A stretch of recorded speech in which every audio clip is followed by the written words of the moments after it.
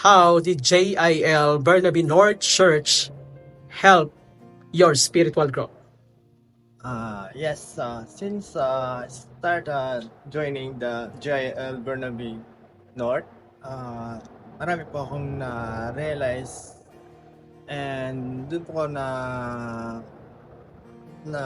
kuha na God, I learned to trust God's plans and not to myself and marami po nangyari sa buhay ko, especially sa buhay namin mag-asawa and doon ako nag-start and nag-growth yung aking tiwala sa Panginoon. And yun po, malaking tulong po ang nagawa po sa akin ng JIL North Burnaby. Yun lang po. Okay, how did JIL Burnaby North Church help your spiritual growth?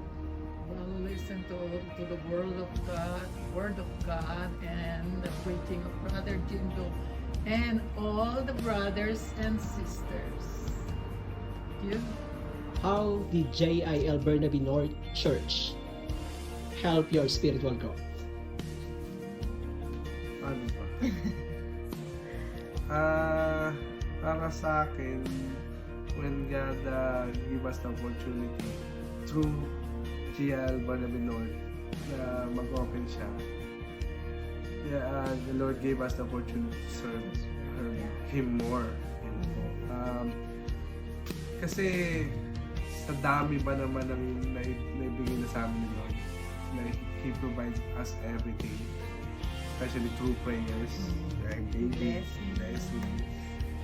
Yeah, so wala ka ng yung pasasalamat ay kulang yun eh. So to do our part is maibalik sa Kanya lahat ng glory, lahat ng naibigay niya sa aming blessing is through JIL Burnaby North na nag-open ng opportunity to serve. Hindi na lang kami yung attendees, hindi na kami nakaupo. Ngayon, we serve Him now. Ngayon, di na kami makaupo. Yeah, we serve Him now, like fully. We give Him our life now. So, Yeah, we surrender everything to Lord, which is kulang pa talaga sa lahat ng ginawa niya. And yeah, we pray more. We read the Bible together. And then, Yeah, yung relationship talaga namin kay Lord nag-grow through JIL Burnaby North. So, yeah, you will feel yung peace. Peace sa lahat ng aspeto. Yeah. Or from Tama rin yung kasi sasabi ni Brother Jimbo, malalaman mong gawain to ni Lord kung lahat ng bagay na kinakailangan ng isang church ay pinuprovide niya. Yeah. Which is we feel it. Mm-hmm. Especially yun nga, when through our prayers, pinararamdam sa amin ni Lord na akong bahala sa'yo. Mag-obey lang kayo, akong bahala sa inyo. As long na yun nga, sinasabi na may willing heart ka na kahit ano pang ipagawa sa'yo. I mean, knowing us, bago lang kasi kami talaga sa church. Tapos, bilhin nag-open yung JIL Burnaby North. Tapos, bigla kang bibigyan ng ministry. Just question mo talaga yung sarili mo na karapat dapat ba kami rito? Kaya ba naman? Pero, Brother Alex and Brother Jimbo guide us. Tapos, tinuruan niya na kami na hindi ka naman ilalagay ni Lord Char, hindi niya ibibigay sa'yo ng hindi mo kaya or hindi ka na i-equip. So, we just follow, we just obey. Yeah. Tapos, as long na may willing heart ka, mag-take over siya. Yeah, lagi din sinasabi ni Pastor Rani, walang negative, lagi positive. Yeah. Positive lang. Yeah. Lord will equip you. Yes. Just say yes and amen. Amen. And yun. Yan po. And we're excited more sa blessings and bagay na ibibigay sa amin ni Lord. And the challenges, hindi mo mawawala yun. Yeah. So praise the Lord. Praise the Lord. Thank you. How did JIL Burnaby North Church help your spiritual growth?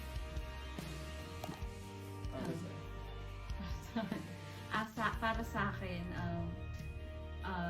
yung nag-growth siya nung naging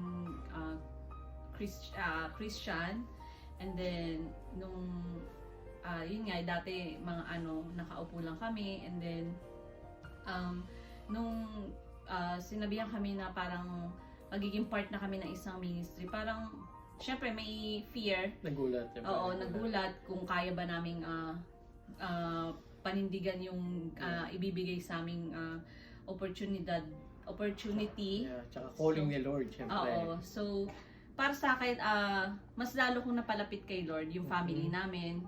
Especially yung husband ko. Siya yung parang naging bridge sa amin. Na mas makilala pa si Lord ng mas malalim. And then, also, Maraming opportunity na blessing na dumating sa atin. yeah, oo. Like, binigyan po kami ng panibagong baby. So, yung mga sa mga blessing na simple lang, maraming pagbabago sa amin. Yeah, and then, yung spiritual also namin yung sa praying. Yan, nagpe-pray naman kami, pero hindi tulad ng sobrang lalim na talagang hindi lang prayer, kundi mas malalim na pakikipag-usap kay Lord. Siyempre, especially yung relationship ng mga anak namin, lalo na yung eldest namin. Kasi magandang napapalapit yung mga bata kay Lord.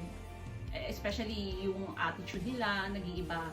Mas mabait na parang mas nakikilala nila si Lord, and then nakikita rin nila sa amin yung as a parent na kung paano kami mag-worship and mag-glorify kay Lord, and also to obey Him. So, ayun. Sa akin naman, ang malaking naitulong sa akin, like na dati nagla-life group kami is hindi po talaga ako nagpe-pray. Hindi po ako nag-exhort. Takot ako. Mag-share mag-testimony. Kasi takot, hiya. Pero ngayon, Nagiging proud dahil ka sa na. JIL, Born of Bernard, tsaka kay Brother Alex, kay Brother Jimbo, nag-guide niya po kami ng maayos na tuloy nyo lang kung anong fire na nasa puso nyo is testimony nyo, continue ninyo mga bagay na maliit na blessing, dapat magpasalamat kahit na katiting man yan, kailangan pa rin tayong magpasalamat kay Lord. Yun. Kaya, napaka-thankful namin sa JL Burnaby North for the opportunity na binigay nila na pagbubutihin namin lalo para lang, hindi lang para sa taong nakapaligid sa amin, kundi para na rin kay Lord. So, ayun. Yeah, Makapag-serve. nag-commit kami ng ganito para kay Lord, hindi para sa iba. Yeah. Thank you, Lord. Thank you.